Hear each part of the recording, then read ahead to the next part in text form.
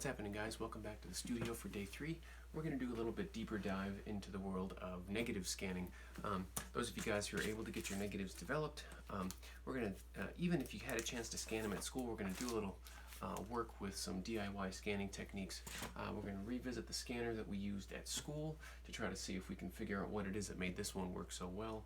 We're going to look at a couple of alternatives, possibly even take a look at the camera that you're working with, the DSLR camera you're working with, the lens that's mounted to it, and maybe even some other lenses in your kit that'll offer you some tips and tricks to actually getting some potentially higher quality scans than what we got off the flatbed scanners.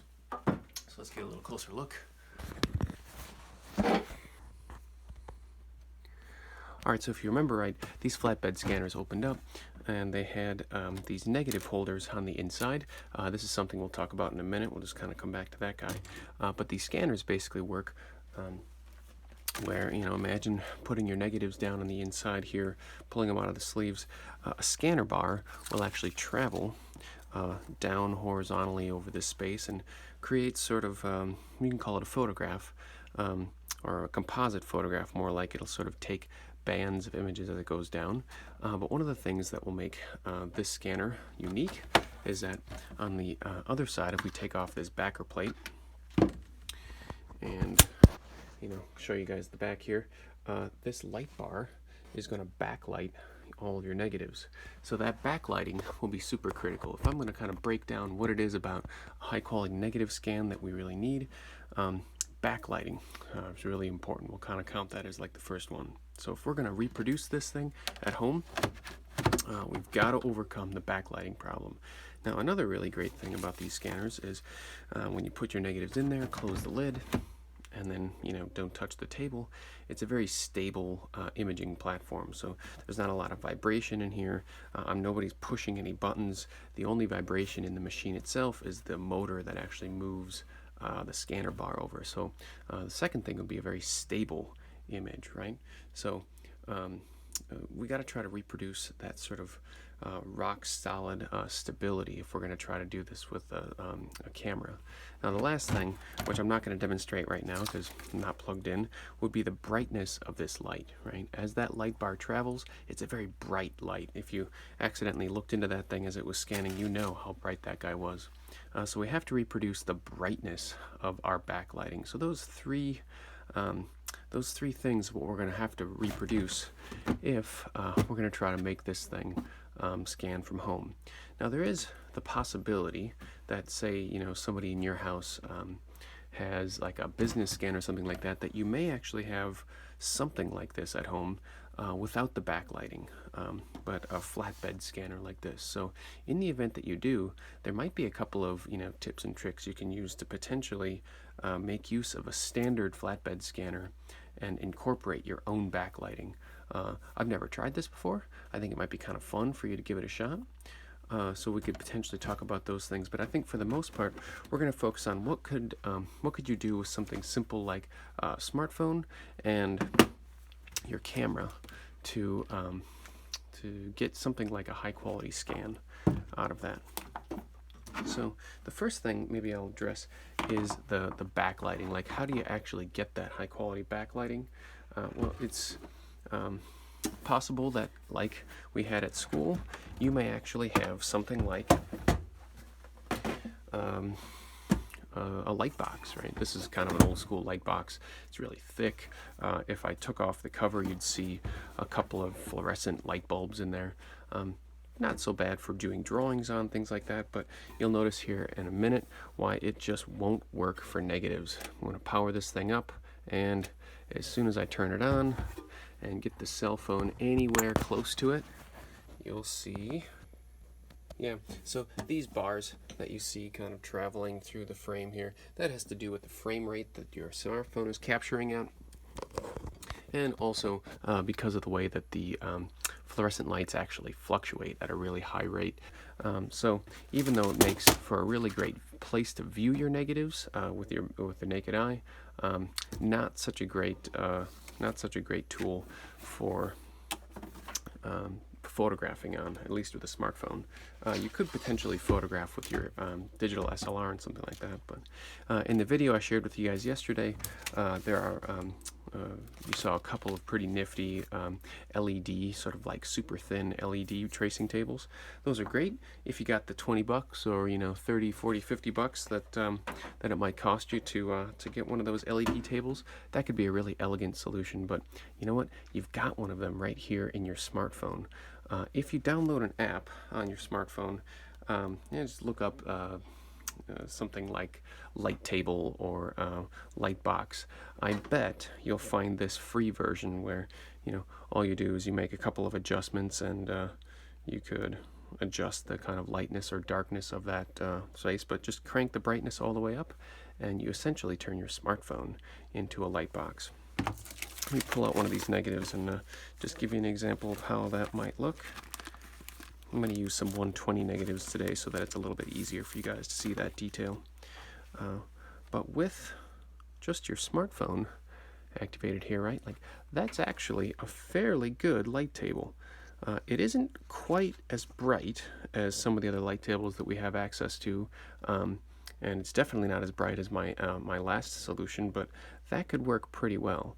Now, here's how I might use this if I was going to try to re-photograph that. If I happen to have another smartphone handy, the one that I'm scanning off of, and the one I could take a picture with, I could do that, except I'm using my smartphone to record this video right now. So instead, we'll imagine that I'm going to use my camera for this photo shoot. So I would have to hold my camera over the top here and re-photograph using that backlit negative. Now, if I were going to re-photograph this with a camera, I would have to make sure that a couple settings are correct. We'll start with the settings in the camera first, and then we'll talk a little bit more about image stabilization. The image stabilization that I would use would obviously be a tripod, but you saw that I've got the smartphone mounted to this to record the video. So imagine photographing down perfectly onto this negative here. A couple of specific things we have to consider. First of all is I obviously want to get as close to that negative as possible, but cameras, like our eyes, have a minimum focal distance problem. And the closer you get to that tip of the lens, to the front of the lens here, the more likely that that image is going to get blurry, or the in-lens focus won't be able to resolve the image. If you don't believe me, put your finger real close to your nose, right? And you'll notice, oh, either your finger goes out of focus or everything else. Or even for my, my iPhone here that I'm using to take these photographs, if I get too close to that lens, I'm just going to end up blurring out. So I have to have a minimum distance. I want to get as close as I can, but that minimum distance is probably, for most of the lenses you guys are using, probably between 12 and maybe 20 inches or so. But there is a sort of a variety of lens that will allow you to get much closer. And if you take a look carefully on the edge of your lens, you may see the word macro on the side. Now this lens happens to be the Nikkor AFS 50mm 1.8, which basically means not a macro. This is what's called a fixed lens or a prime lens. It's a very high quality lens in terms of its optics, but I'm not going to be able to get very close to my subject. If you happen to have a macro lens, switch that lens to your macro setting and you'll find that you can actually get much closer to your subject, and so actually being able to get a much larger image. But I have a secret weapon. I got a couple more lenses in my kit. I'll show you the one that will not work. First of all, if you happen to have a wide-angle lens in your kit, this is another prime lens. This is another Nikkor 24mm 2.8. A wide-angle lens, similar to the lens in your smartphone, will be way too wide. It's accustomed to shooting, landscapes or big groups of people in a small room, and if you try to take a picture of something that's really, really close, you'll find that it still looks kind of far away, almost like it's at the end of a long tunnel. But this is the lens that'll be my secret weapon. Now, if a macro lens is really nice, a micro lens is really nice. Micros are pretty uncommon. It's never going to be the kind of lens that just comes with your camera. But this AF Micro Nikkor 60mm 2.8 allows me to get incredibly close to my subject. A micro lens is more similar to almost the sort of resolution that you might get from a microscope. It's almost funny the way that I've been photographing with this lens. Occasionally I'll get so close to things that I literally bump into them. It's an incredibly high resolution image, and because the lens can get so close to things, I get much larger, more detailed versions of them. And so if I try to rephotograph this, and we'll do this with some examples tomorrow, I'll be using my micro lens for that. If you are just going to use a smartphone to photograph against the smartphone background, you might be surprised that smartphones can actually get fairly close without losing their focus. And so as long as you're not getting too much glare, you might find that you can fairly easily rephotograph your negatives against them that way. I actually encourage you guys to try a couple of these techniques. So we've got our backlighting, we've got the imaging system, and potentially even a macro lens in our kit that we could use. But we haven't talked about how to stabilize this shot. Now, the backlighting of this smartphone is okay, but realistically it's pretty dim. Even the light table that I had over here to the side is pretty dim compared to the bright lights inside of a scanner. And so, with a little bit of manual camera control, we should be able to compensate for that. Here's a couple of pointers. As you're setting up your camera, make sure you're shooting it in manual. Adjust your shutter speed and aperture so that you've got not too wide open of an aperture setting. A wide open aperture setting would be like an f2.8. Stay away from those low numbers and set your aperture somewhere between f8 and maybe f11. That range is usually the sharpest range for the lenses that you guys will have on your cameras. So f8 to f11. Also, as a general rule, you want to keep your ISO fairly low. ISO of 100 to 400 is probably as high as I would go for most of your cameras. But the bigger problem is, because we'll be pointing our camera at a fairly dim light, we're going to have to compensate with our shutters. So because a smartphone in a dark basement is a fairly dark light source, I'm going to end up probably having to adjust my shutter speed down into maybe like 1/8 of a second, maybe 1/30th of a second max, which means I'm not going to be able to hold my camera. I'm going to have to mount it to a tripod. That tripod is going to have to keep the camera very, very steady and also be able to kind of tip over and look at the image. You won't be able to hold on to the negative, and you won't be able to hold on to the camera. So figuring out some sort of tripod image stabilizing setup is going to be your main job. But we're not limited by the brightness of some of our small devices.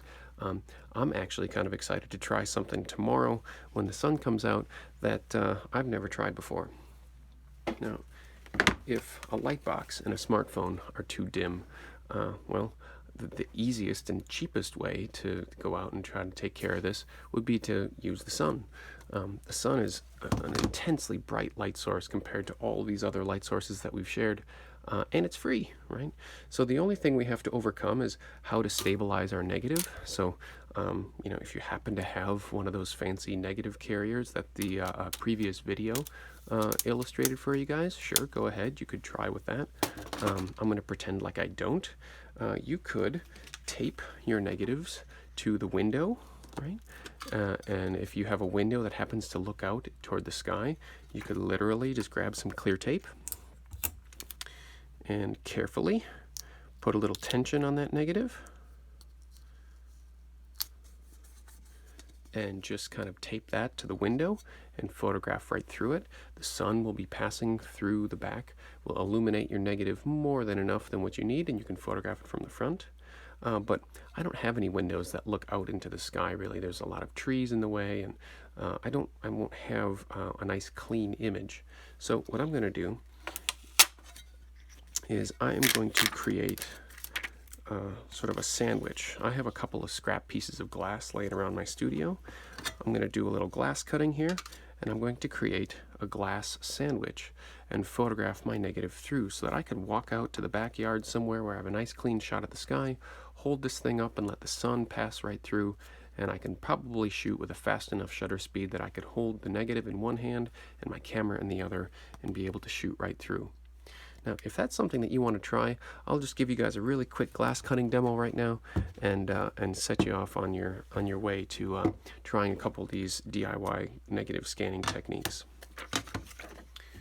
Now, you may, laying around your house somewhere, have some scrap pieces of glass. Like, that's something that is fairly common. I wouldn't doubt that.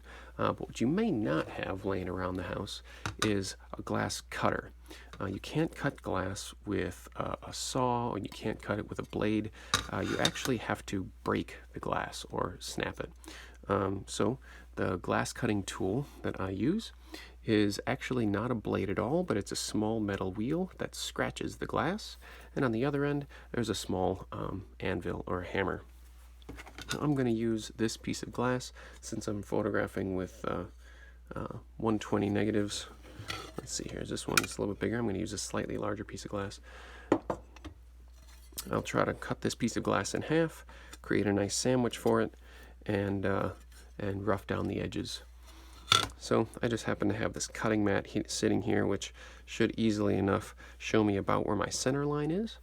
I'm going to just grab a straight edge from my studio. This could be a ruler or anything that's straight, or heck, if you can cut a nice straight line with a glass cutter, good for you. I'm going to, oops, I almost forgot the secret sauce. Anytime you're cutting glass, there's the potential for glass fragments to fly. And so to capture those glass fragments and to make sure that that wheel runs really nicely, I just put a little bit of oil. Could be any kind of oil, could be cooking oil. I just happen to have some 3-in-1 sitting around, so I grabbed that. And right along the cut edge that I'm going to use, I put a little bit of oil down. Bring my straight edge back over.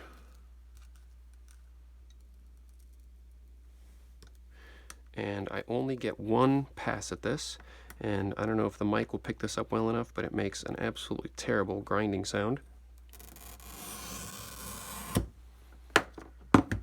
Okay, doesn't really look like much, but you can tell in my oil path here, there is just a light scratch that cuts right down the middle of the glass here. Now I'm going to take my little anvil on the side and tap right at the edge of where that crack was, and that's going to make that little scratch a crack that passes all the way through.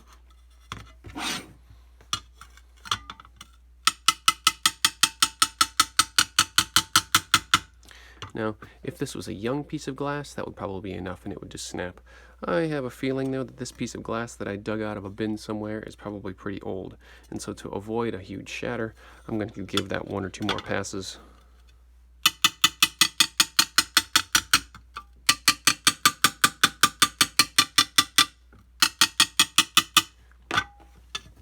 Now, it's probably not a bad idea to do this over an area where, potentially, if glass gets on it, it'll be easy enough to wipe up. Don't do this on the dining room table or something.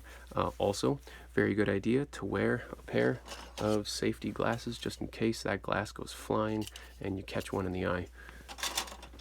I'm going to hold that piece of glass over the edge of something sharp and just give it a snap. And that was a pretty good break. Broke almost in a straight line. Now I'm going to wipe off that extra oil and any small glass shards that got captured in the oil. And now I have my negative holder. I can sandwich my negative between those 2 layers of glass. I'm going to take that outside and photograph with that tomorrow, and I'll show you guys the results.